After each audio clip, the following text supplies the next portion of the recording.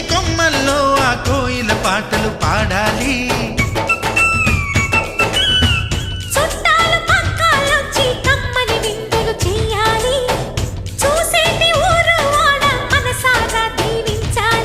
నలుగురు కలిసి చేతులు కలిపి మన కలలన్నీ పండించాలి.